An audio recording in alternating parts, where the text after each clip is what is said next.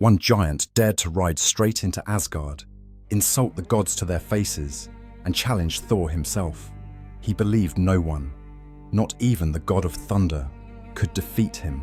What happened next became one of the greatest battles in all of Norse mythology. This story begins when Odin rode Sleipnir, his 8-legged horse, into Jotunheim, the land of the giants. There he met the giant Hrungnir, who proudly claimed that his horse, Gullfaxi, was faster than any horse in existence. Odin laughed and challenged him to a race. The two riders thundered across the worlds at incredible speed. Hrungnir became so determined to win that he chased Odin all the way to the gates of Asgard. Without realizing it, the giant had entered the home of the gods. According to the ancient Norse custom of hospitality, the gods did not attack a guest who entered peacefully.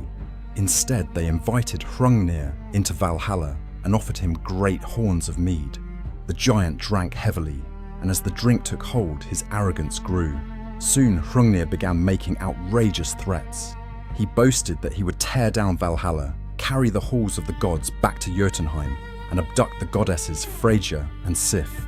The gods were furious, but they would not break their own laws by killing a guest, so they sent for Thor. When Thor returned and saw the drunken giant boasting inside Asgard, he immediately gripped Mjölnir and demanded to know who had allowed a giant into the halls of the gods. Hrungnir refused to back down. He reminded Thor that Odin himself had invited him inside. The gods stepped between them and insisted that no blood be spilled in Valhalla. Instead, Hrungnir challenged Thor to meet him in single combat at Gurjotunagardar. Thor accepted without hesitation. Knowing he faced the strongest of the gods, the giants tried to improve Hrungnir's chances. They created a massive clay warrior called Kalfi to fight beside him. Hrungnir armed himself with a gigantic whetstone as his weapon and carried an enormous stone shield. The myths even describe his heart as being made entirely of stone, with 3 sharp corners, a symbol that later became known as Hrungnir's heart. Thor arrived in his goat-drawn chariot with his loyal servant Thjalfi. Before the battle began, Thjalfi tricked Hrungnir by warning him that Thor planned to attack from beneath the earth. Believing the deception, Hrungnir placed his huge stone shield beneath his feet, instead of holding it in front of him. The duel began. Thor hurled Mjölnir with all his strength.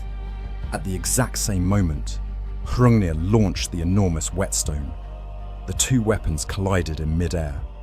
Mjölnir smashed straight through the whetstone, shattering it into countless fragments that scattered across the earth. The Norse myths say these became the sharp stones people still find in the ground today.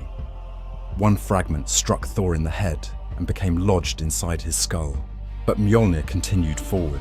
The hammer crashed into Hrungnir's head, crushing his skull and killing the giant instantly. As Hrungnir fell, one of his enormous legs landed across Thor's neck, trapping the god of thunder beneath its crushing weight. None of the gods could lift the giant's leg away. Then Thor's young son Magni arrived. Though only 3 nights old according to the Prose Edda, Magni possessed incredible strength.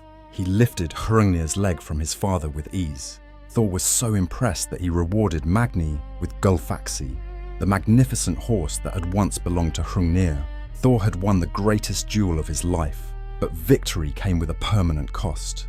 The seeress Groa tried to remove the whetstone fragment from Thor's head using powerful magic. While she chanted her spells, Thor told her the joyful news that her husband Orvandil was alive and would soon return home. Overcome with happiness, Groa forgot the rest of her spell.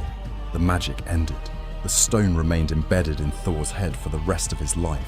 Even the mightiest god in Norse mythology did not walk away from every victory unscarred. If you enjoy authentic mythology based on the ancient sources, subscribe for more legendary stories from the Norse, Greek, Egyptian, and Celtic worlds.